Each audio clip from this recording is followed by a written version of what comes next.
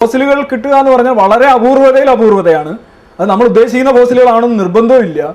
ഇനി രണ്ട് ജീവികൾക്കിടയിലുള്ള ഫോസിലുകൾ ഇല്ല എന്ന് പറയാൻ പറ്റില്ല. ഒരുപാട് ഫോസിലുകളുണ്ട്. പക്ഷേ നമ്മൾ ഉദ്ദേശിക്കുന്ന അളവിലൊരു ഫോസിലുകൾ അവിടെ വരില്ല.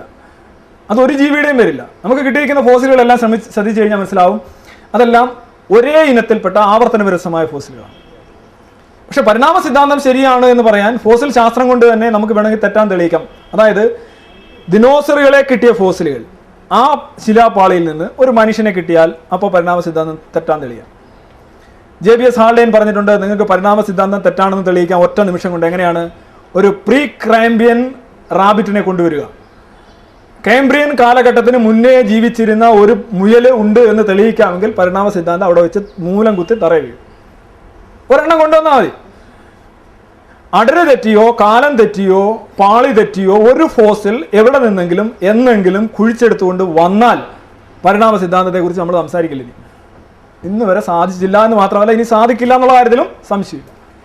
150 വർഷമായിട്ട് ഈ കപ്പൽ മുന്നോട്ട് പോകും. ഇനി ഇന്നത്തെ കാലഘട്ടത്തിൽ ഫോസിലിന് വളരെയധികം പ്രാധാന്യം ഉണ്ട് എന്ന് പറഞ്ഞുകൂടാ. ഡാർവിനൊക്കെ ജീവിച്ചിരുന്ന കാലഘട്ടത്തിൽ ഫോസിൽ വെച്ചാണ് എല്ലാം തെളിയിച്ചുകൊണ്ടിരുന്നത്. പക്ഷെ ഇന്ന് പരിണാമ സിദ്ധാന്തം ഒരുപാട് മാറി. ഇപ്പോൾ ഡാർവിൻ്റെ ഒക്കെ ഇന്ന് പരിണാമ സിദ്ധാന്തത്തിൻ്റെ ഒരു പരീക്ഷ എഴുതാനായിട്ട് ഇന്ന് വന്നിരുന്ന് പറഞ്ഞു കഴിഞ്ഞാൽ ഒരുപക്ഷെ പുള്ളി തോറ്റുപോകും. ആരും ഡാർവിൻ പറഞ്ഞു വെച്ചിരുന്നതൊക്കെ ഒരുപാട് മുന്നേറി പരിണാമ സിദ്ധാന്തം. ഇതൊരു പുസ്തകത്തെ ആധാരമാക്കി ഒറിജിനൽ സ്പീഷീസ് എന്ന് പറയുന്നത് പരിണാമത്തിൻ്റെ ബൈബിളൊന്നുമല്ല. ഡാർവിൻ തത്വത്തിൽ പറഞ്ഞ കാര്യങ്ങൾ ശരിയാണ്. തത്വത്തിൽ ഒരു ഇഞ്ച് വ്യത്യാസമില്ലാതെ ശരിയാണ്. പക്ഷെ പല ഏരിയാസിലും അദ്ദേഹത്തെക്കാൾ കൂടുതൽ മുന്നോട്ട് പോകാൻ നമുക്ക് സാധിച്ചിട്ടുണ്ട്. ഇന്ന് പരിണാമം സാധൂകരിക്കാനായിട്ട് ഫോസിലുകളുടെ നിർബന്ധമൊന്നുമില്ല. Molecular biology, geography, genetics, carbon dating, ഇങ്ങനെ നിരവധി ശാസ്ത്രശാഖകളിൽ പരിണാമത്തിൻ്റെ തെളിവുകൾ ഇങ്ങനെ വാരി വിതറപ്പെട്ട് കിടക്കുകയാണ്. ഫോസിലുകൾ ഉണ്ടോ? വളരെ നല്ലത്. ഫോസിലുകൾ ഇല്ലേ? No problem. ഫോസിലുകൾ ഉണ്ടെങ്കിൽ അതൊരു ബോണസ് മാത്രമാണ് എന്നാണ് പറയുന്നത്. It is only a bonus to have fossils. And if you have no fossils, no problem. Have fossils, okay, good and nice. അപ്പോൾ ഫോസിലുകൾ എന്ന് പറയുന്ന സാധനത്തിലേക്ക് പരിണാമം കേന്ദ്രീകരിക്കുന്നേയില്ല. നിയോ ഡാർവിനിസത്തിൽ നമ്മൾ അങ്ങനെയല്ല മുന്നോട്ട് പോകാൻ. അതിൻ്റെ കാര്യമില്ല. ഫോസിലുകൾ എന്ന് പറഞ്ഞാൽ ഫോസിൽ എന്തെങ്കിലും തെറ്റുണ്ടെന്നോ ക്രമം തെറ്റിച്ച ഫോസിലുകൾ കണ്ടെത്തിയെന്നോ എന്നല്ല അർത്ഥം. അങ്ങനെയൊന്നും സംഭവിക്കുന്നില്ല. ഇനി ഇപ്പോൾ അഡാപ്റ്റീവ് റേഡിയേഷൻ, നാച്ചുറൽ സെലക്ഷൻ പോലെയുള്ള ഒരു സാധനമാണ്. റേഡിയേഷൻ വഴിയാണ് മാറ്റങ്ങളുണ്ടാകുന്നത്. ഇത് രണ്ട് കാര്യങ്ങൾ പറയാം. ഒന്ന്, ഇൻഡസ്ട്രിയൽ എവല്യൂഷൻ, ഇൻഡസ്ട്രിയൽ മെലനിസം എന്ന് പറയുന്ന ഒരു പ്രതിഭാസത്തെക്കുറിച്ച് നമ്മൾ പഠിച്ചിട്ടുണ്ട്. ഇംഗ്ലണ്ടിലൊക്കെ യൂറോപ്പിലൊക്കെ ഈ ഇൻഡസ്ട്രിയൽ റവല്യൂഷൻ്റെ സമയത്ത് ഒരുപാട് പുകക്കുഴലുകളും ഫാക്ടറികളും ഉണ്ടായി. അപ്പോൾ ഈ ഫാക്ടറികളിൽ നിന്ന് കരി പുരണ്ട് ഈ വൃക്ഷങ്ങളെല്ലാം തന്നെ കറുത്തുപോയി.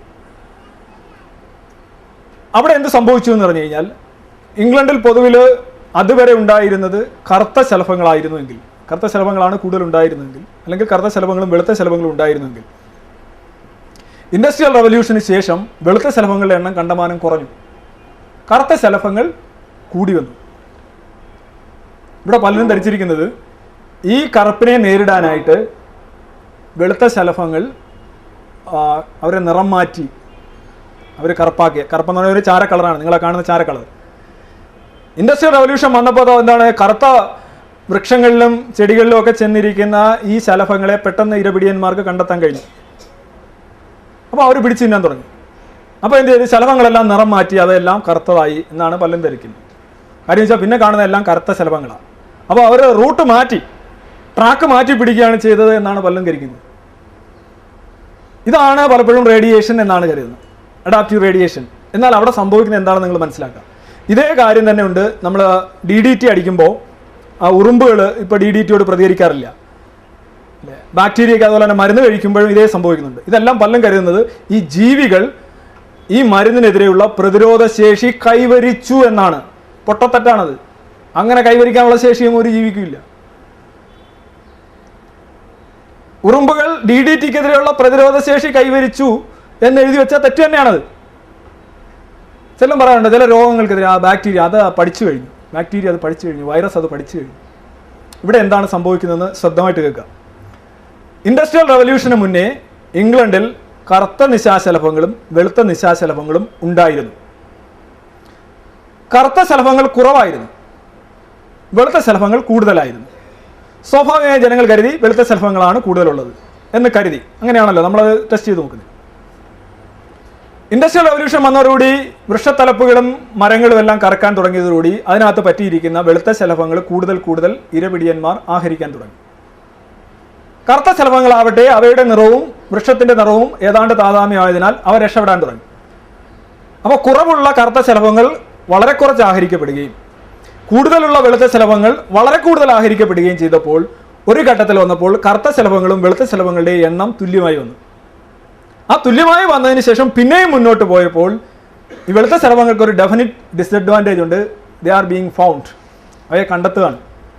അങ്ങനെ എന്ത് സംഭവിച്ചു? വെളുത്ത ശലഭങ്ങളെ ഇരപിടിയന്മാർ ആഹരിക്കുകയും അതനുസരിച്ച് ബാക്കി വന്ന കറുത്ത ശലഭങ്ങൾ പ്രജനനം നടത്തി കൂടുതൽ വരികയും ചെയ്തു. അങ്ങനെ വന്നപ്പോൾ എല്ലാവർക്കും ഒരു ധാരണ ഉണ്ടായി, ഇവിടെയുള്ള വെളുത്ത ശലഭങ്ങളെല്ലാം നിറം മാറ്റി കറുത്ത ശലഭങ്ങളായി. ഇവിടെ ശലഭങ്ങൾ നിറമൊന്നും മാറ്റിയില്ല.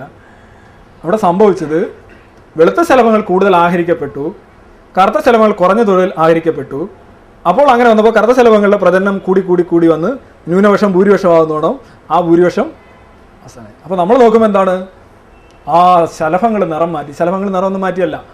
ശലഭങ്ങൾക്ക് എല്ലാം ഒരേ നിറമാണ്. കറുത്ത ശലഭങ്ങളുടെ മക്കൾ കറുത്ത ശലഭങ്ങളെയും വെളുത്ത ശലഭങ്ങളുടെ മക്കൾ വെളുത്ത ശലഭങ്ങളെയും തന്നെയാണ് ഉണ്ടാക്കിയത്. പക്ഷെ നമ്മൾ നോക്കുമ്പോൾ ഇങ്ങനെയാണ് സംഭവിച്ചത്. ഇന്നിപ്പോൾ വൈദ്യുതി വന്നപ്പോൾ മാറ്റമുണ്ട്.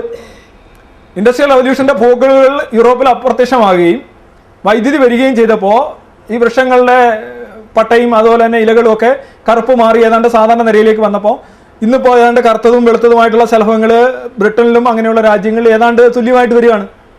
അപ്പം നാച്ചറിൻ്റെ പരിസ്ഥിതിക്കനുസരിച്ച് സെലക്ഷൻ നടക്കുകയാണ്. ഈ സെലക്ഷൻ നടക്കുന്നത് നേച്ചറും അല്ല സെലക്ഷൻ നടത്തുന്നത്, ഈ ശലഭവും അല്ല സെലക്ഷൻ നടക്കുന്നത്. അങ്ങനെ സംഭവിക്കുകയാണ്. It is just happening. That is what is called natural selection. ഇപ്പോൾ ഉറുമ്പിൻ്റെ കാര്യത്തിൽ DDTയുടെ കാര്യത്തിൽ ഇത് തന്നെ സംഭവിക്കുന്നത്. നിങ്ങൾ DDT ഇടുമ്പോൾ ഉറുമ്പുകളെല്ലാം മരിക്കും. എല്ലാ ഉറുമ്പുകളും മരിക്കില്ല. ഒരു ഉറുമ്പ്, 1000, 10,000, ലക്ഷം ഉറുമ്പിൽ ഒരു ഉറുമ്പിന് ഈ DDTയുടെ രാസഘടനയെ പ്രതിരോധിക്കാനായിട്ടുള്ള രാസഘടന അതിൻ്റെ ജിനോമിൽ ഉണ്ട് എന്നിരിക്കട്ടെ. അങ്ങനെ വരാമല്ലോ വേരിയേഷൻ. എല്ലാ ഉറുമ്പുകളും നശിക്കും. പക്ഷേ 1,00,000 ഒരു ഉറുമ്പ്. നമുക്കറിയാം, ഈ പാമ്പ് കടിച്ചു കഴിഞ്ഞാൽ വേറൊരു പാമ്പിന് വിഷം വെക്കില്ല അല്ലേ? പാമ്പിന് വിഷം ഏക്കാത്ത മറ്റൊരു ജീവി കീരിയാണ്. അതിൻ്റെ രണ്ടിൻ്റെ രക്തഘടനയുടെ പ്രത്യേകതയാണ്. അപ്പോൾ അതേ രീതിയിലുള്ള ഘടന ഈവൻ സയനൈഡിനെതിരെ വരെ പ്രതികരിക്കാൻ ശേഷിയുള്ള മനുഷ്യരുണ്ടാവാം. അത് മനുഷ്യരുണ്ടെന്നല്ല പറഞ്ഞ മൊത്തത്തിലില്ല, ഏതാണ്ട് 0ആണ്. പക്ഷേ പ്രത്യേക ഘടനകൾ വരുമ്പോൾ ഒരു പ്രത്യേക രാസപദാർത്ഥത്തിനെതിരെ പ്രതികരിക്കാനും അതിജീവിക്കാനുമായിട്ടുള്ള 1 or 2 ഉറുമ്പുകൾ. അപ്പോൾ എന്ത് സംഭവിക്കും? വിവിധ തലങ്ങളിൽ വിവിധ പഞ്ചായത്തുകളിൽ DDT വിതറുമ്പോൾ എല്ലാ ഉറുമ്പുകളും ചത്തുപോകും. പക്ഷേ 1,00,000-1, 10,000-1 അതിജീവിക്കും. ഈ 10,000-1 അതിജീവിക്കുമ്പോൾ ഈ അതിജീവിച്ച ഉറുമ്പുകളുടെ അടുത്ത തലമുറയാണ് പിന്നീട് പ്രജനനം നടത്തി വരുന്നത്. ആ ഉറുമ്പുകളുടെയൊക്കെ DDT വില പോവില്ല. അപ്പോൾ നമ്മൾ പറയും ഉറുമ്പും പഠിച്ചു പോയി. ഉറുമ്പ് പഠിച്ചതല്ല, പഠിച്ച് പാസ്സായിരുന്ന ഉറുമ്പുകളുടെ തലമുറ വന്നു എന്നാണ് എൻ്റെ അർത്ഥം. ഉറുമ്പ് DDT വരുന്നത് നമുക്ക് അതിനെതിരെ പ്രതിരോധം ഉണ്ടാക്കിക്കൊള്ളയാം എന്ന് പറഞ്ഞ് ഉറുമ്പ് പ്രതിരോധം ഉണ്ടാക്കുന്നതല്ല, മറിച്ച് പ്രതിരോധം ഉണ്ടാക്കാൻ കഴിയാത്തതുമായ ഉറുമ്പുകൾ ഉണ്ടായിരുന്നു. ഉണ്ടാക്കാൻ കഴിയാത്ത ഉറുമ്പുകളായിരുന്നു 99.9%. അവയെല്ലാം മരിച്ചുപോയി. പക്ഷെ അവശേഷിച്ച 1 or 2 ഉറുമ്പുകൾ പെറ്റുപെരുകി. മറ്റെല്ലാം പോയല്ലോ. അവശേഷിച്ച ഉറുമ്പുകൾ പെറ്റുപെരുകിയപ്പോൾ നമുക്കൊരു ധാരണ ഉണ്ടായി, ഉറുമ്പുകളെല്ലാം കളി പഠിച്ചു പോയി. ഉറുമ്പ് ഒരു കളിയും പഠിച്ചില്ല, കളി അറിയാവുന്ന ഉറുമ്പ് മുന്നോട്ട് വന്നു എന്നുള്ളതാണ് നടക്കുക. ഇതന്നെയാണ് ആൻറ്റിബയോട്ടിക്കിന് സംഭവിക്കുന്നത്. ഇതാണ് ആൻറ്റിബയോട്ടിക്. ഒരു കോഴ്സ് മുഴുവൻ കഴിക്കണമെന്ന് പറയുന്നതിൻ്റെ കാര്യം ഇതാണ്. പകുതി കഴിച്ചു കഴിഞ്ഞാൽ അതിനകത്ത് ഒരു ബാക്ടീരിയ ബാക്കി, അല്ലെങ്കിൽ ഒരു വൈറസ്, അല്ലെങ്കിൽ ഒരു രോഗമാണ് ബാക്കി വന്നാൽ മതി, അതിന് പ്രജനനം നടത്താൻ സാധിക്കും. മൊത്തം നശിപ്പിക്കണം. ആൻറ്റിബയോട്ടിക് മരുന്ന് കഴിക്കുകയാണെങ്കിൽ എപ്പോഴും ഡോക്ടർ പറയുന്ന കൃത്യ അളവിൽ മരുന്ന് കഴിച്ചിരിക്കണം. അല്ലാതെ നിങ്ങൾ 99% മരുന്ന് കഴിക്കുന്നുണ്ട് കാര്യമില്ല. അതിൽ 99% ചാരിത്രം എന്ന് പറയുന്നുണ്ട്. അങ്ങനെ ഒരു ചാരിത്രം ഇല്ലല്ലോ അല്ലേ? അത് എപ്പോഴും ശ്രദ്ധിക്കുക ആൻറ്റിബയോട്ടിക്കിൻ്റെ കാര്യം. അതും ഇതേ ആസ്പെക്റ്റാണ്. ഒരു കുറ്റം നടന്നതിന് ശേഷം ആ കുറ്റകൃത്യം നടന്ന സ്ഥലത്തെത്തി അതിൻ്റെ തെളിവുകൾ ശേഖരിക്കുന്ന ഒരു ഡിറ്റക്റ്റീവിനെ കണക്കാണ് പരിണാമശാസ്ത്രം. ഇവിടെ കുറ്റകൃത്യം എന്ന് പറയുന്നത് ആലങ്കാരികമായിട്ട് പറയുന്ന പരിണാമമാണ്. അത് സംഭവിച്ചിരിക്കുന്നു. അത് കണ്ടെത്താനായി ഇദ്ദേഹം പോവുകയാണ്. അദ്ദേഹത്തിന് ഒരു something like a detective who is going to find out the evidences of a crime committed. Evidences ഇഷ്ടം പോലെയാണ്. പാലിയന്റോളജി, അതായത് ഫോസിൽ ശാസ്ത്രം, അത് പഴയ ഡാർവിൻ്റെ തുണയായി തീർന്ന ശാസ്ത്രം. അത് നമ്മൾ അത്ര എടുക്കുന്നില്ല. അപ്പം ഇനി ഭൂമിയുടെ പ്രായം 480 കോടി വർഷത്തിലേറെ ഉണ്ട് എന്ന് പറയുമ്പോൾ, ഇപ്പോൾ പൊട്ടാസ്യം ആർഗൺ ടെസ്റ്റ് അതിൻ്റെ ഹാഫ് ലൈഫ് ഒക്കെ വെച്ച് നോക്കുകയാണെങ്കിൽ പൊട്ടാസ്യം ആർഗൺ ടെസ്റ്റിൻ്റെ തന്നെ ഹാഫ് ലൈഫ് കംപ്ലീറ്റ് ചെയ്യാൻ കഴിഞ്ഞ ഒരു ഗ്രഹമാണ് ഭൂമി എന്ന് പറയുമ്പോൾ 1.5 150 കോടി വർഷത്തോളം വരുന്നുണ്ട്. അതിൻ്റെ ഒരു ഹാഫ് ലൈഫ് തന്നെ അല്ലെങ്കിൽ അർത്ഥായുസ് തന്നെ കംപ്ലീറ്റ് ചെയ്യാൻ കഴിഞ്ഞ ഒരു ഗ്രഹമാണ് ഭൂമിയെങ്കിൽ ഭൂമി ഒരിക്കലും 6000 വർഷം പഴക്കമുള്ള ഒരു ഗ്രഹമല്ല. 6000 വർഷം പഴക്കമേ അല്ലെങ്കിൽ 10,000 താഴെ വർഷം പഴക്കമേ ഉള്ളൂ മതഭൂമിക്ക്. അത് ന്യൂ എർത്ത് തിയറി എന്ന് പറയും. ന്യൂ എർത്ത് ക്രിയേഷനിസ്റ്റുകളുണ്ട്. മനുഷ്യൻ നായയെ മെരുക്കിയിട്ട് 10,000 വർഷമായി. മനുഷ്യൻ നായയെ മെരുക്കിയിട്ടാണ് ഭൂമി ഉണ്ടായത് എന്ന് വിശ്വസിക്കുന്ന ആൾക്കാരാണ് new earth theories. New earth theories മാറുമല്ല, ഫ്ലാറ്റ് എർത്ത് സൊസൈറ്റി ഉണ്ട് അമേരിക്കയിൽ. എഞ്ചിനീയേഴ്സ്, ഡോക്ടേഴ്സ്, ഫിലോസഫേഴ്സ് ഒക്കെ ഇരിക്കുന്നു. അവരിപ്പോഴും പറയുന്നത് ഭൂമി പരന്നതാണ്, ഫ്ലാറ്റ് എർത്ത്. നിങ്ങൾക്ക് വിശ്വസിക്കാൻ കഴിയുമോ? നിങ്ങളുടെ കൂടെ ഇപ്പോൾ ജീവിക്കുന്ന ആൾക്കാർ, ഇത്രയധികം വിദ്യാഭ്യാസവും വിവരമുള്ള ആൾക്കാർ ഭൂമി പരന്നതാണെന്ന് പറയുന്ന 40,000 അംഗങ്ങളാണ് അമേരിക്കയിൽ ഫ്ലാറ്റ് എർത്ത് തിയറി ആ ഗ്രൂപ്പിലുള്ളത്. അവർ അർമാദിക്കുകയാണ്. അവരിപ്പോഴും പറയുന്ന ഭൂമി പരന്നിരിക്കുകയാണ്. ഇതാണ് പലപ്പോഴും ശാസ്ത്രത്തെക്കുറിച്ചും പല ആധുനിക സൊസൈറ്റികളിലുള്ള അന്ധവിശ്വാസം. ഇനി മറ്റൊന്നാണ് ജെനറ്റിക്സ്. ജെനറ്റിക്സിനെ കുറിച്ച് ഡാർവിന് യാതൊന്നും അറിയില്ലായിരുന്നു. ഡാർവിൻ അതൊക്കെ അറിയാമായിരുന്നെങ്കിൽ ഒന്ന് ആലോചിച്ച് നോക്കുക. പരിണാമത്തിന് ഏറ്റവും വലിയ തെളിവുകളുള്ള ഒരു മേഖലയാണ് ജെനറ്റിക്സ്. എംബ്രിയോളജി, ഭ്രൂണശാസ്ത്രം. ഭ്രൂണശാസ്ത്രം വളരെ എങ്ങനെയാണ് ഭ്രൂണം ഉണ്ടായതിനു ശേഷം മനുഷ്യനുണ്ടാകുന്നത്. മനുഷ്യന്റെ ഉൽപാദനം മാത്രം മതി, മനുഷ്യന്റെ വളർച്ച മാത്രം മതി പരിണാമത്തിലേക്ക്. ഞാൻ എംബ്രിയോളജിയെ കുറിച്ച് ഒറ്റ കാര്യം പറയട്ടെ. നമ്മൾ ആദ്യം ഒരു സൈഗോട്ട്, ഈ സൈഗോട്ട് 2 ആകുന്നു, 4 ആകുന്നു, 8 ആകുന്നു, 16 ആകുന്നു, 32 ആകുന്നു, 64 ആകുന്നു, 128 ആകുന്നു. ഇങ്ങനെ പോവുകയാണ്. എന്നിട്ട് 3 ലേയേഴ്സ് വരുന്നുണ്ട്. നിങ്ങൾ ഭ്രൂണശാസ്ത്രം, എക്ടോഡെർം എന്നൊക്കെ പറയുന്ന 3 ലേയേഴ്സ് വരുന്നുണ്ട്. ഈ ലേയേഴ്സ് 3 വിവിധ അവയവങ്ങളായിട്ട് മാറുന്നു. ഈ 3 അവയവങ്ങളിലേക്ക് പോകുന്ന കോശങ്ങൾ എന്ത് ചെയ്യുന്നു? സ്പെഷ്യലൈസേഷൻ സംഭവിക്കുന്നു. ഇപ്പൊ കരളിൽ എത്തിച്ചേരുന്ന ഒരു കോശം, അത് ഓംനിപൊട്ടന്റ് ആയിട്ടുള്ള ഒരു കോശം, അതായത് എല്ലാ കഴിവുകളും ഉണ്ടായിരുന്ന ഒരു കോശം കരളിൽ എത്തിച്ചേർന്ന് കഴിഞ്ഞാൽ അത് പിന്നെ സെക്രീഷൻ, കരളിന്റെ ധർമ്മം മാത്രമേ നിർവഹിക്കുകയുള്ളൂ. ഒരു കോശം, ഒരു ന്യൂറോൺ തലയിൽ എത്തിച്ചേർന്ന് കഴിഞ്ഞാൽ, അതായത് ആദ്യത്തെ കോശത്തിന് എല്ലാ കഴിവും ഉണ്ടായിരുന്നു, പിന്നീട് വരുന്ന കോശങ്ങൾക്ക് അതിൻ്റെതായ ഏതെങ്കിലും ഒരു മേഖലയിലെ കഴിവ് മാത്രം. കാലിൽ പോകുന്ന കോശത്തിന് കാലിലെ കഴിവ്, കരളിൽ പോകുന്ന കോശത്തിന് കരളിൻ്റെ കഴിവ്, ന്യൂറോണായിട്ട് വർക്ക് ചെയ്യുന്ന കോശം ആ കഴിവ് വിനിയോഗിക്കുന്നു. പക്ഷേ എല്ലാ കഴിവും ഉണ്ടായിരുന്ന കോശങ്ങളാണ് സ്പെഷ്യലൈസേഷൻ വിധേയമാകുന്നത്. ആദ്യ കോശത്തിൽ നിന്നാണ് രണ്ട് കോശം ഉണ്ടായത്. ഈ 2ൽ നിന്നാണ് 4 ഉണ്ടായത്. അപ്പോൾ റൂട്ട് കോശത്തിന് എല്ലാ കഴിവുകളും ഉണ്ടായിരുന്നു. ഇപ്പോഴത്തെ കോശങ്ങൾ, ഇപ്പോൾ എൻ്റെ ചർമ്മത്തിലിരിക്കുന്ന ഒരു കോശത്തിന് സെക്രീഷൻ ഉണ്ടാക്കാൻ കഴിയില്ല. കാര്യം ആ കഴിവ് അതെന്നോ മറന്നുപോയി, അല്ലെ ആ കഴിവ് അത് ഉപയോഗിക്കുന്നില്ല. എൻ്റെ കരളിലിരിക്കുന്ന ഒരു കോശത്തിന് ചിന്തിക്കാൻ കഴിയില്ല, അത് പിത്തരസം ഉണ്ടാക്കുകയുള്ളൂ. അതിന് ചിന്തിക്കാനായിട്ടുള്ള കഴിവ് അതിന് ഉണ്ടായിരുന്നു ആദ്യം, അത് പ്ലൂറിപൊട്ടൻ്റ് ആയിരുന്നു. പക്ഷേ ഇപ്പോൾ അത് അതിൻ്റെ പരിമിതമായിട്ടുള്ള ശേഷിയിലേക്ക് അത് ഒതുങ്ങുകയാണ് ചെയ്യുന്നത്. ഇത് തന്നെയാണ് പല ജീവികളിലും സംഭവിക്കുന്നത്. സ്പെഷ്യലൈസേഷൻ വരികയാണ്. ഈ സ്പെഷ്യലൈസേഷൻ്റെ ഒരു വൈഡർ ആപ്ലിക്കേഷനാണ് വേരിയേഷൻ. ഇനി മറ്റൊന്നുള്ളതാണ് ജിയോഗ്രാഫിക്കൽ ഡിസ്ട്രിബ്യൂഷൻ. ഈ ഭൂമിയെല്ലാം ഒരൊറ്റ ഭൂഖണ്ഡമായിരുന്നുവെന്നും ഈ ഭൂഖണ്ഡങ്ങൾ പല രീതിയിലേക്ക് ഭൗമ ചലനങ്ങൾ വഴി സെപ്പറേറ്റ് ചെയ്യപ്പെട്ട് പല പല ഭൂഖണ്ഡങ്ങൾ ഉണ്ടായി നമ്മൾ പഠിക്കുന്നുണ്ട്. നമ്മൾ കോണ്ടിനെൻ്റൽ ഷിഫ്റ്റ് തിയറി പഠിക്കുന്നുണ്ട്, വാഗ്നേഴ്സ് പ്രിൻസിപ്പിൾ പഠിച്ചിട്ടുണ്ട്. ഇതൊക്കെ മനസ്സിലാക്കുന്നത് ഭൂമിക്ക് ഒരുപാട് പ്രായമുണ്ടെന്നും പരിണാമത്തിൻ്റെ ഏറ്റവും വലിയ ഉദാഹരണമായിട്ട് നിങ്ങൾ ഓസ്ട്രേലിയയിലും ന്യൂസിലാൻഡിലും ചെല്ലുമ്പോൾ കങ്കാരുവിനെ പോലെയുള്ള ജീവികളെ കാണുന്നു.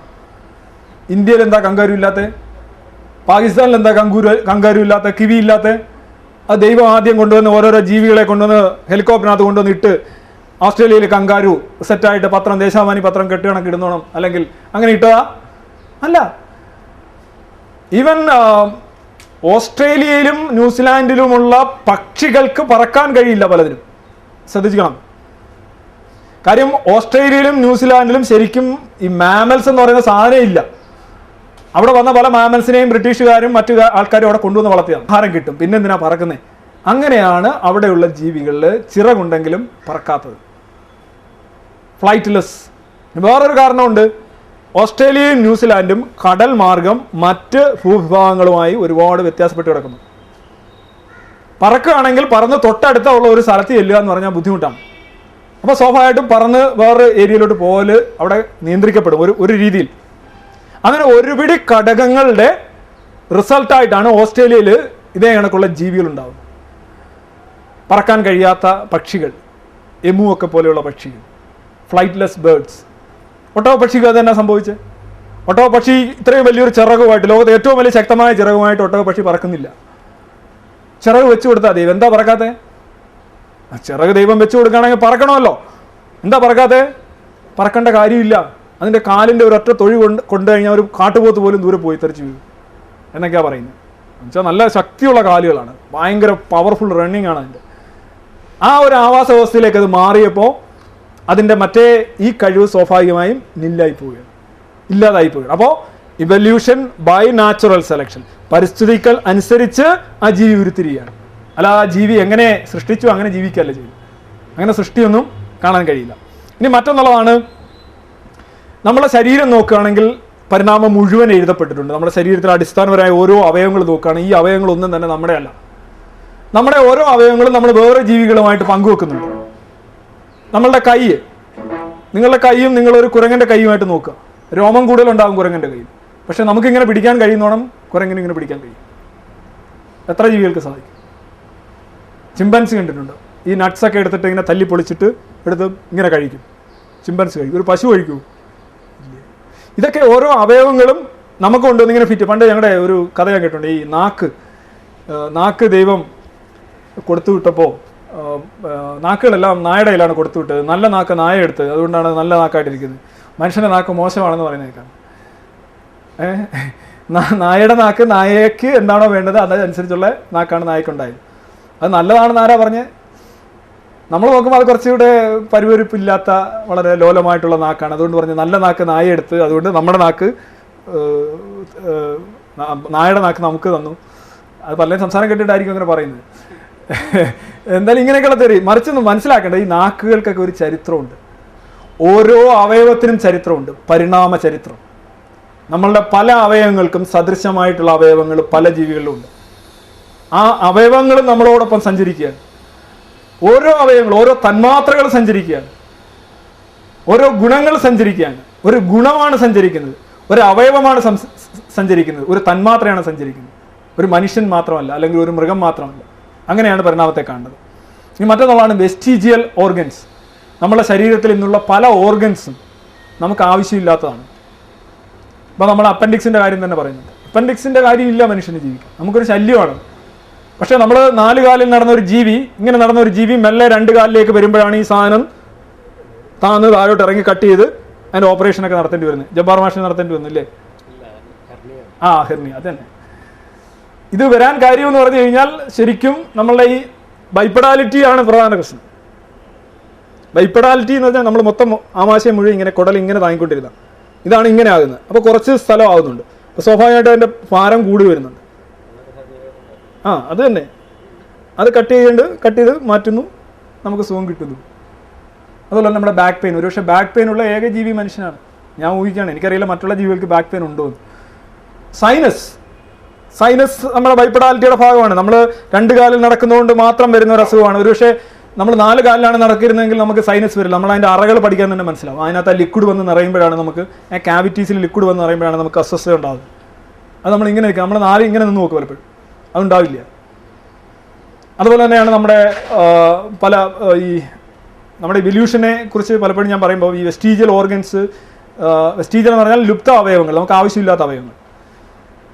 ഈ അപ്പൻഡിക്സ് തന്നെ ഒരിക്കൽ നമുക്ക് ആവശ്യമുണ്ടായിരുന്നു. സെല്ലുലോസ് പോലെയുള്ള കട്ടിയുള്ള സസ്യാഹാരം ദഹിപ്പിക്കാനായിട്ട് ഇതേപോലെയുള്ള അവയവങ്ങളുടെ ആവശ്യമുണ്ടായിരുന്നു. ഇന്ന് നമുക്ക് ആവശ്യമില്ല. നമ്മൾ മിശ്രഭോജി ആയതിനു ശേഷം നമ്മളിങ്ങനെ കട്ടിയുള്ള തണ്ടുകളും അതൊന്നും കഴിക്കുന്നില്ല. അതുകൊണ്ടാണ് നമുക്ക് അതിന് അവയവത്തിന് ആവശ്യമില്ല, പക്ഷെ നമുക്കതൊരു ഇപ്പോഴും നമ്മളിൽ നിൽക്കുകയാണ് ചെയ്യുന്നത്. അതാണ് ലുപ്ത അവയവങ്ങൾ, അല്ലെങ്കിൽ അവശിഷ്ട അവയവങ്ങൾ. നമ്മൾക്ക് ഒരിക്കൽ ഉണ്ടായിരുന്നതും ഒരിക്കൽ ആവശ്യമുണ്ടായിരുന്നതും പക്ഷെ ഇന്ന് ആവശ്യമില്ലാത്ത അവയവങ്ങളും ഗുണങ്ങളും നമ്മുടെ കയ്യിലുണ്ട്. അതെന്തല്ലേ. ഇനി നിങ്ങളിവിടെ കാണുന്നത് ആർട്ടിഫിഷ്യൽ സെലക്ഷൻ അഥവാ കൃത്രിമ നിർദ്ധാരണം വഴി പശുവിനെ, ബെൽജിയൻ, ഈ പശുവിൻ്റെ പേര് ബെൽജിയൻ ബ്ലൂ എന്നാണ്. ഈ പശുവിനെ എന്താ ഉണ്ടാക്കിയിരിക്കുന്നത്? അവിടെ ഡബിൾ മസിലിംഗ് എന്ന് പറയുന്ന ഒരു പ്രക്രിയ വഴിയാണ് ഇറച്ചിക്കായിട്ടാണ് ഈ പശുവിനെ ഉണ്ടാക്കിയിരിക്കുന്നത്.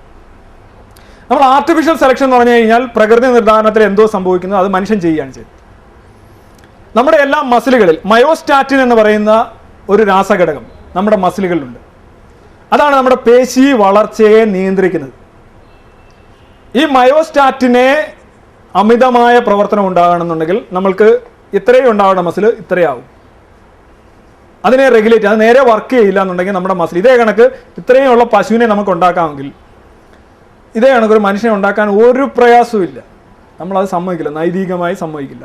നമ്മൾ പോയി ജിമ്മിലൊക്കെ പോയി അടിച്ചടിച്ചുണ്ടാക്കും. അവിടെയും ചെയ്യുന്നത് ഇത് തന്നെയാണ്. ജസ്റ്റ് ആ ഒരു രാസഘടകം കണ്ടെത്തുക, അതിനെ ഓഫാക്കുക, സ്വിച്ച് ഓഫ് ചെയ്യുക, സാധനം ഇങ്ങനെ വീർത്ത് പശു ആവുക, ഇറച്ചി ഒരു 500 കിലോ കാണുന്ന പശു ഇറച്ചി വിൽക്കുക. ഇനി നിങ്ങൾ ആദ്യം കാണുന്ന പട്ടിക്കുട്ടിയെ നോക്കുക. ആദ്യം കാണുന്ന പട്ടിക്കുട്ടി ഒരു സന്യാസിയെ പോലെ ഉണ്ട്. പിന്നെ വേറെ പട്ടിയെ നോക്കുക, അതിൻ്റെ തല ഒരുമാതിരി കടുവ കണക്കിരിക്കുന്നത്, പഗ് അല്ലേ. പിന്നെ അതിനിടയ്ക്ക് ഡോബർമാൻ ഉണ്ട്, ഡൽമേഷ്യൻ, ഇങ്ങനെയൊക്കെ പല പല സങ്കരയിനം പട്ടികളുണ്ട്. ഇതെല്ലാം ഒറ്റ പട്ടിയിൽ നിന്ന് വരുന്നതാണ്. ഒരു നായയിൽ നിന്നാണ് ഇതെല്ലാം വരുന്നത്. ഈ നായയെല്ലാം വരുന്നത് ചെന്നായയിൽ നിന്നാണ്. എല്ലാ നായയും വരുന്നത് ചെന്നായയിൽ നിന്നാണ്. പണ്ട് നമുക്കൊരു തെറ്റിദ്ധാരണ ഉണ്ടായിരുന്നു, നായകൾ എന്ന് പറഞ്ഞാൽ കുറുനരി, കുറുക്കൻ, അങ്ങനെയുള്ളതിൻ്റെയൊക്കെ ഒരു കോമ്പിനേഷനാണ് നായ എന്ന് പറഞ്ഞത്. ഇന്ന് നമ്മൾ വ്യക്തമായിട്ട് പറയുന്നുണ്ട്, നായയ്ക്ക് ഒരൊറ്റ ജീനിയോളജിക്കൽ ഹിസ്റ്ററി ഉള്ളൂ, that is coming from Wolves. ചെന്നായ മാത്രമാണ് നായയുടെ പൂർവ്വ പിതാമഹൻ എന്ന് പറയാം. എല്ലാ നായയും ചെന്നായയാണ്. പക്ഷെ എന്നാലോചിച്ച് നമ്മുടെ കയ്യിരിക്കുന്ന കുഞ്ഞൻ നായയും ഡോബർമാനും വൈൽഡായിട്ടുള്ള ചെന്നായയും എല്ലാം ഒരൊറ്റ സാധനം, ഒരു ജീൻ പൂളാണെന്ന് പറഞ്ഞാൽ ആ ജീൻ പൂളിൽ നിന്ന് ഓരോ ഗുണങ്ങൾ നമ്മൾ വേർതിരിച്ച് എടുത്താണ് ഇത്തരം ജീവികളെ ഉണ്ടാക്കുന്നത്. എങ്ങനെയാണ് നായ ഉണ്ടാക്കിയത്? അതിനെക്കുറിച്ച് ചരിത്രമുണ്ട്. ഈ നായ എന്ന് പറയുന്നത് കാട്ടുനായയിൽ നിന്നാണ് നാട്ടുനായ ഉണ്ടായത്, നാട്ടുനായയിൽ നിന്നാണ് വീട്ടുനായ ഉണ്ടായത്. ഈ കാട്ടുനായ ഉണ്ടായത് ചെന്നായയിൽ നിന്നാണ്. ചെന്നായയിലെ ഒരു വെറൈറ്റിയാണ് ഈ കാട്ടുനായ. ഈ കാട്ടുനായ പണ്ട് മനുഷ്യൻ്റെ സെറ്റിൽമെൻറ്റ്, ഇങ്ങനെ വനങ്ങളിലൊക്കെ സെറ്റിൽമെൻറ്റ് വരുമ്പോൾ അതിൻ്റെ അടുത്തൊക്കെ വന്ന് ഇങ്ങനെ എത്തി നോക്കുമ്പോൾ 100 ചെന്നായ വരുമ്പോൾ ഒരു ചെന്നായ കുറേ കൂടെ അടുത്ത് വരും. ഫ്ലൈറ്റ് ഡിസ്റ്റൻസ് എന്ന് പറയും. ആഹാരം ഫ്ലൈറ്റ് ഡിസ്റ്റൻസ് ഒരു ജീവിയെ സംബന്ധിച്ച് വളരെ ഇമ്പോർട്ടൻ്റ് ആണ്. ഡൊമസ്റ്റിക്കേഷൻ, അതായത് ആഹാരം ഇരിക്കുന്നു. നിങ്ങൾ എത്ര ദൂരെ വരെ പോയി, ശത്രു ദൂരെ നിൽക്കുന്നു. പ്രധാനമായിട്ട് നിങ്ങൾ ആഫ്രിക്കൻ കാടുകളിലെല്ലാം സിംഹങ്ങൾ അവിടെ മേയുന്നു, മാൻകൂട്ടം ഇവിടെ മേയുന്നു. മാൻകൂട്ടം അവിടെ മേയുന്നു, സിംഹങ്ങൾ ഇവിടെ മേയുന്നു. പക്ഷേ ഇവർ രണ്ടുപേരും മാൻ ആഹാരം കഴിക്കുന്നത് നിർത്തുന്നില്ല. സിംഹം എന്ന് പറഞ്ഞാൽ അന്നേരം മാനുകൾ ഓടിപ്പോവാണെന്നുണ്ടെങ്കിൽ മാനുകൾക്കൊന്നും കഴിക്കാൻ പറ്റില്ല, അതിൻ്റെ ആഹാരം ഇല്ലാതെ നശിച്ചു. അത് റിസ്ക് എടുക്കാണ്. സിംഹം അവിടെ ഉണ്ട്, 1-2 പേര് വാച്ച് ചെയ്യുന്നുണ്ട്, സിംഹം വരുന്നുണ്ടോ നോക്കുന്നു, പുല്ല് കഴിക്കുന്നു. തീരെ റിസ്ക് എടുക്കാൻ സാധ്യതയില്ലാത്ത മാനുകൾക്ക് ഭക്ഷണം ഉണ്ടാവില്ല, ഭക്ഷണമില്ലെങ്കിൽ അത് അതിജീവിക്കില്ല, പ്രജനനം നടത്തില്ല. തീരെ റിസ്കിനോട് ഭയങ്കര സാഹസികമായിട്ടുള്ള മാനുകളാണെങ്കിൽ സിംഹത്തിൻ്റെ വായിലിരിക്കുകയും ചെയ്യും. അപ്പോൾ റിസ്ക് കൂടാനും പാടില്ല, റിസ്ക് കുറയാനും പാടില്ല, ഒരു ക്രിട്ടിക്കൽ ഡിസ്റ്റൻസ് ഉണ്ടാകും. ഇത് തന്നെയാണ് മനുഷ്യനെ ആദ്യം അപ്രോച്ച് ചെയ്തിട്ടുള്ള ചെന്നായിക്കുണ്ടായത്. കുറേ ചെന്നായകൾ മനുഷ്യൻ ഒന്നടിക്കുമ്പോൾ ഉടനെ ഓടിയങ്ങ് പോകും. ചില ചെന്നായ്ക്കൾ മനുഷ്യൻ്റെ വെളിച്ചം കാണുമ്പോഴേ ഓടിപ്പോകും. ചില ചെന്നായ്ക്കൾ മനുഷ്യനെ കണ്ടാലും അവിടെ ഇങ്ങനെ നിൽക്കും. അവൻ കുറച്ചുകൂടെ അടുത്ത് വരും, ഒരു കപ്പ് വെപ്പും, പിന്നെ നോക്കും, നിന്നും. അങ്ങനെ ഇത് ഒരേ ജനുസിൽപ്പെട്ട ചെന്നായകളിലാണ് ഈ ടൈമബിലിറ്റി, ഇണക്കം കൂടുതലുള്ള ചെന്നായകളാണ് കാട്ടുനായകളായി, നാട്ടുനായകളായി. ആ നാട്ടുനായകൾ പ്രജനനം നടത്തി വീണ്ടും പുതിയ നായകൾ ഉണ്ടായാണ് നമ്മുടെ നായകളിലായിട്ട് വരുന്നത്. അത് നാച്ചുറൽ സംഭവിക്കുന്നതാണ്. ഇത് നമുക്ക് കൃത്രിമമായിട്ട് വേണമെങ്കിൽ ഒരു 50 വർഷം കൊണ്ടൊരു ചെന്നായിൽ നിന്ന് നായ ഉണ്ടാക്കാം. 50 വർഷം മതി. റഷ്യൻ ശാസ്ത്രജ്ഞന്മാരൊക്കെ തെളിയിച്ചത്. അതായത് ചെന്നായിക്ക് ആഹാരം കൊടുക്കുക. ആഹാരം കൊടുക്കുമ്പോൾ ആഹാരം എങ്ങനെ കഴിക്കുന്നു, അക്രാന്തത്തോടെ കഴിക്കുന്നു, ശാന്തമായിട്ട് കഴിക്കുന്നു, കഴിക്കുന്ന ആളോട് വളരെ ഇതായിട്ട് കഴിക്കുന്നു. അങ്ങനെ 100 നായ ഉണ്ടെങ്കിൽ കഴിക്കുന്ന ആളോട് വളരെ അമ്യൂബിളായിട്ട് കഴിക്കുന്ന ഒരു 10 നായയെ സെലക്ട് ചെയ്യുക. എന്നിട്ട് ഈ 10 നായ വീണ്ടും പ്രസവിക്കട്ടെ, എന്നിട്ട് അതിന് ആഹാരം കൊടുക്കുക. അതിനകത്ത് ആഹാരം കൊടുക്കുമ്പോൾ ഇതിൻ്റെ ടൈമബിലിറ്റി, ഇണക്കം നോക്കുക. അതിൽ ഇണക്കം കൂടിയ വീണ്ടും 10 നായ തിരഞ്ഞെടുക്കുക. നായല്ല, ചെന്നായ തിരഞ്ഞെടുക്കുക. എന്നിട്ട് വീണ്ടും അത് പ്രജനനം നടത്തുക. അതിനകത്ത് ഏറ്റവും നല്ല 10 നായയെ തിരഞ്ഞെടുക്കുക. അങ്ങനെ ഘട്ടങ്ങളായിട്ട് തലമുറകൾ കഴിയുമ്പോൾ അവസാനം വരുന്ന നമ്മൾ തിരഞ്ഞെടുത്ത് വരുന്ന ഈ നായകൾ നമ്മൾ ജീൻ പൂളാണ് സംസ്കരിക്കുന്നത്. അതിൻ്റെ ജീനുകളിൽ ഇണക്കം കൂടുതലുള്ള ജീനുകൾ മാത്രം ഇങ്ങനെ വേർതിരിച്ചെടുത്തോണ്ട് വരിക. അങ്ങനെ വരുമ്പോൾ അവസാനം ഒരു 50 തലമുറ കഴിയുമ്പോൾ ഒന്നാന്തരം നായ ഇങ്ങനെ വിളിച്ചു കഴിഞ്ഞാൽ വരുന്ന നായ വരും. ഇത് പ്രകൃതി ചെയ്യുന്നതാണ്, നായ അങ്ങനെ വരും. നമുക്ക് ആർട്ടിഫിഷ്യലായിട്ട് ചെയ്യുന്നതാണ് ഈ കാണുന്നത്. ഒരു സൃഷ്ടി ഉണ്ടെങ്കിൽ അതിനെ മാറ്റാൻ പറ്റില്ലല്ലോ. നമുക്ക് ഇങ്ങനെ കളിക്കാമെങ്കിൽ അതിൻ്റെ അർത്ഥം പ്രകൃതി കളിക്കുന്നു, നമ്മൾ കളിക്കുന്നു എന്നുള്ളതാണ്. ഇനി ജീൻ പൂൾ എന്ന് പറഞ്ഞു കഴിഞ്ഞാൽ ഒരു ജീവിയെ സംബന്ധിച്ചുള്ള സമഗ്രമായിട്ടുള്ള അതിൻ്റെ ജൈവ റിസോഴ്സസ് ആണ്, അതിൻ്റെ വിഭവമാണ്. ഇപ്പം ഞാനിവിടെ നിൽക്കുന്ന എനിക്കെന്ന 23,000 മുതൽ 30,000 വരെയുള്ള ജീനുകളാണ് എൻ്റെ ജിനോമിലുള്ളത്. പല ജീനുകൾ, സംസാരിക്കാനുള്ള ഭാഷയ്ക്കുള്ള ജീനുകളുണ്ട്, പൊക്കത്തിനുള്ള ജീനുകളുണ്ട്, നിറത്തിനുള്ള ജീനുകളുണ്ട്, ഓർമ്മയ്ക്കുള്ള ജീനുകളുണ്ട്, എല്ലാത്തിനുള്ള ജീനുകൾ എന്നിലുണ്ട്.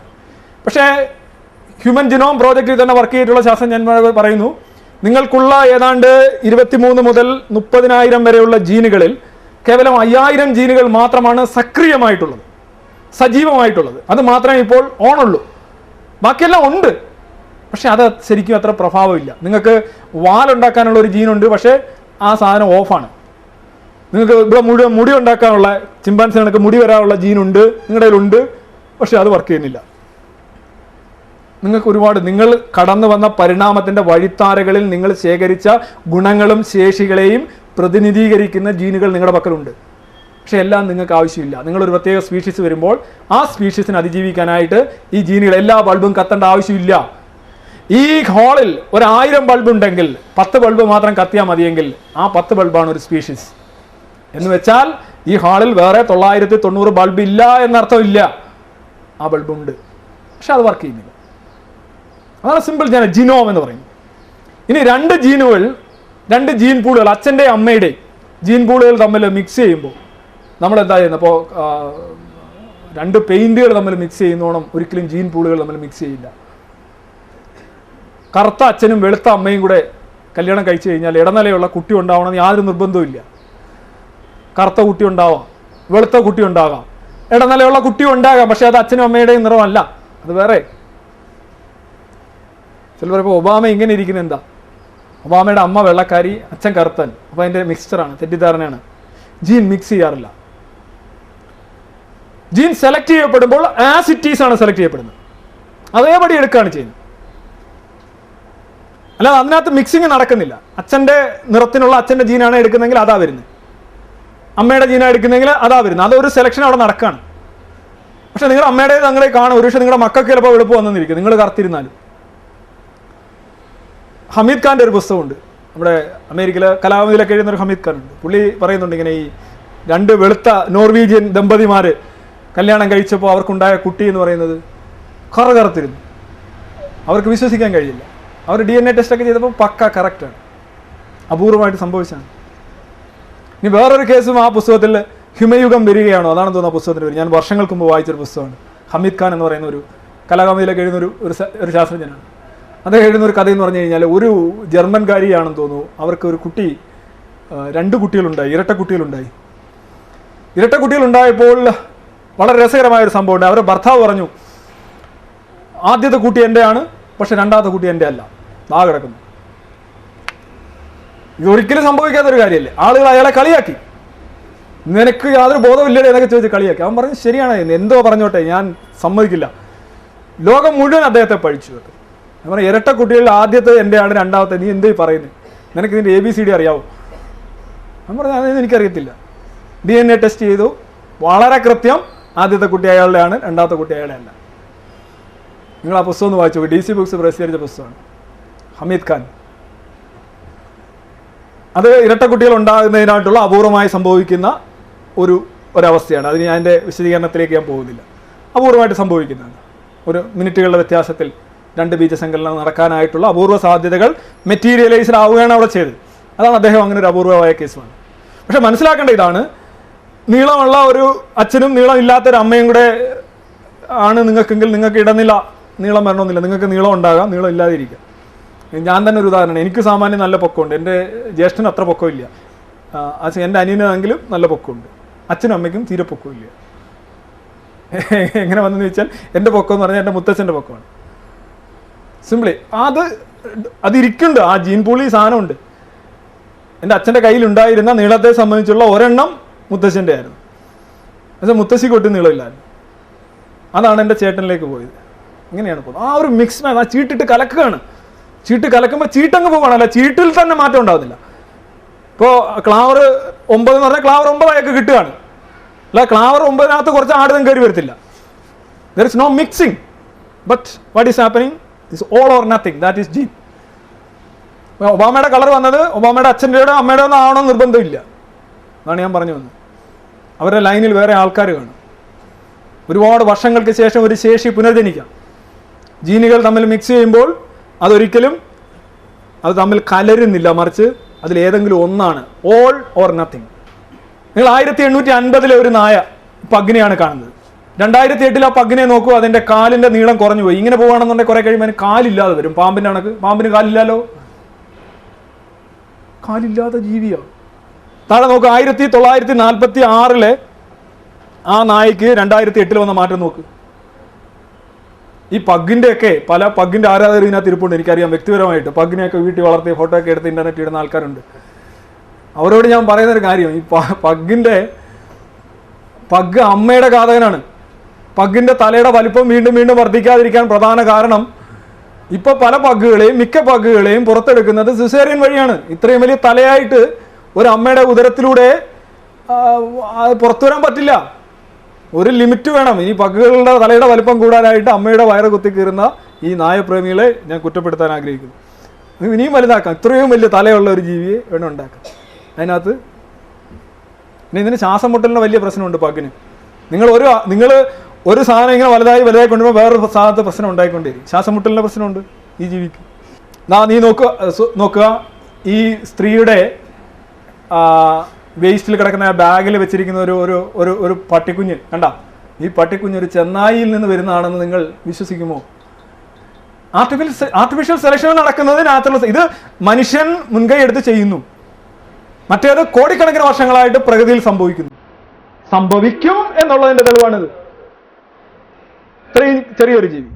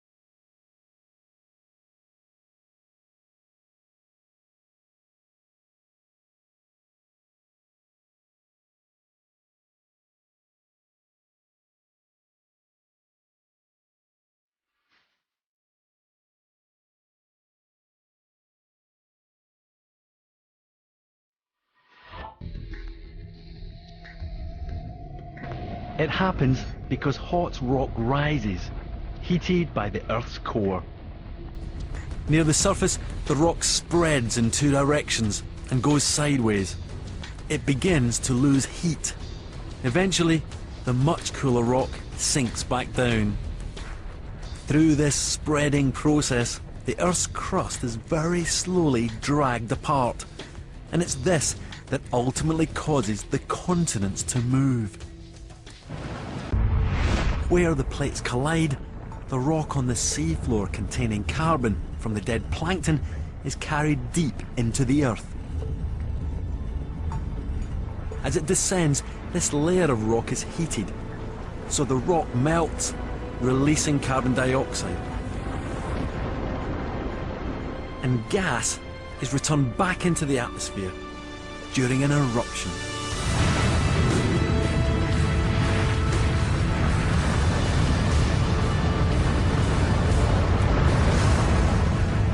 The remarkable cycle is complete. ഭൂഖണ്ഡങ്ങൾ എങ്ങനെയിരുന്നുവെന്നും അത് ഭൗമപാളികൾ ഒന്നിനു മുകളിൽ ഒന്നായി ഈ കണ്ടതുപോലെ തെന്നി നീങ്ങി പുതിയ പുതിയ ഭൂഖണ്ഡങ്ങളും വിട്ടുചേരലുകളും ഒട്ടിച്ചേരലുകളും ഒക്കെ സംഭവിച്ചു എങ്ങനെയാണെന്നും ഇന്ന് ഇന്ന് നമ്മൾ ഈ കാണുന്ന ഈ ഭൂഖണ്ഡങ്ങളെല്ലാം ഒരിക്കൽ ഒരൊറ്റ ഭൂശകലമായിരുന്നുവെന്നും അതിനുശേഷം ഭിന്നമായിട്ടുള്ള ചലനങ്ങൾ വഴി ഇങ്ങനെയായി എന്നും പറയുന്ന തിയറിയാണ്. ഈ തിയറി, ഒറ്റ തിയറി കൃത്യമായിട്ട് മനസ്സിലാക്കാമെങ്കിൽ നമുക്കറിയാം ഈ ഭൂമിയുടെ പ്രായം എന്ന് പറയുന്നത് കോടിക്കണക്കിന് വർഷങ്ങളാണ്. അതുകൊണ്ട് 450 കോടിയിലേറെ വർഷമായി ഈ ഭൂമി ഉണ്ടായത്. അല്ലാതെ സൃഷ്ടിവാദം പറയുന്നോണം 6000 വർഷമോ 7000 വർഷമൊന്നും അല്ല. അത് പരിണാമത്തിൻ്റെ ഏറ്റവും വലിയൊരു തെളിവാണ്. ഇതിന് ഏറ്റവും വലിയ തെളിവാണ് നിങ്ങൾ മിഡ് അറ്റ്ലാന്റിക് റിഡ്ജ് എന്ന് പറയുന്ന ആ കടലിൻ്റെ നടുക്കൂടെ കാണുന്ന ആ ഭിത്തി നോക്കുക. ആ ഭിത്തിയിൽ കാണുന്ന നിങ്ങൾ ആ തെക്കേ അമേരിക്കയിൽ നിന്ന് ആ ഭിത്തിയിലേക്ക് സഞ്ചരിക്കുക, നടുക്കുള്ള ഭിത്തിയിലേക്ക് സഞ്ചരിക്കുമ്പോൾ നിങ്ങൾക്ക് കാണാൻ കഴിയും ഈ ശിലകളുടെ പ്രായം ക്രമേണ കുറഞ്ഞു വരുന്നു.